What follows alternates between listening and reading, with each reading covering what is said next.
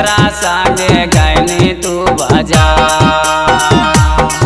आगे तोरा बोलिए चौड़ी हिसुआ बाजारिया, केकरा संगे गैनी तू बाजार। आगे रोजे तू घूमे ल जाएंगे चौड़ी आरा वाला पटना की गाँव।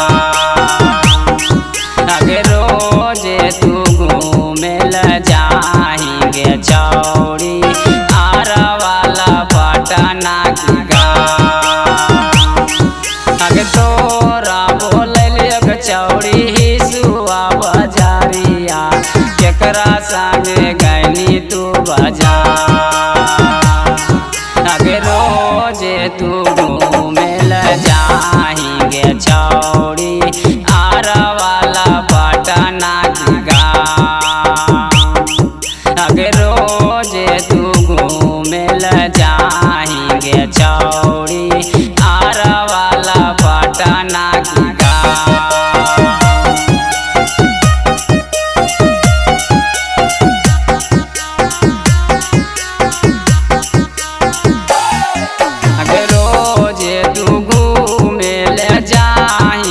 चौड़ी गया यार बोध गया के बाजार।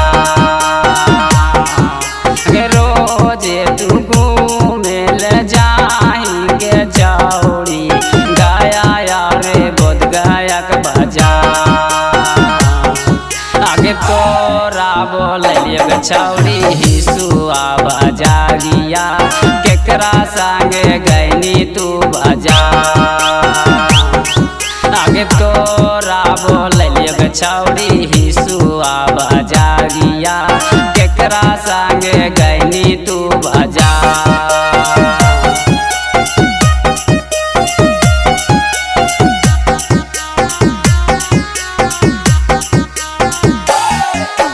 रोजे तू घूमे ल जाएंगे चौड़ी राजगीर और नरदीगंज बाजार।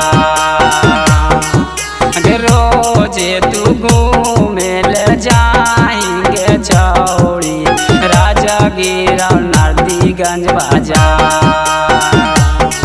आगे तोरा बोलिए चौड़ी हिसुआ बाजारिया, केकरा संगे गैनी तू बाजार। आगे तोरा बोलिए चौड़ी हिसुआ बाजारिया, केकरा संगे गैनी तू बाजार। रोजे तू घूमे ल जाएंगे चौड़ी एकबरपुर और फतेहपुर बाजार। रोजे तू घूमे ल जाएंगे चौड़ी एकबरपुर फतेहपुर बाजार। आगे तोरा बोलिए चौड़ी हिसुआ बाजारिया, सोनपत संगे गैनी तू बाजार।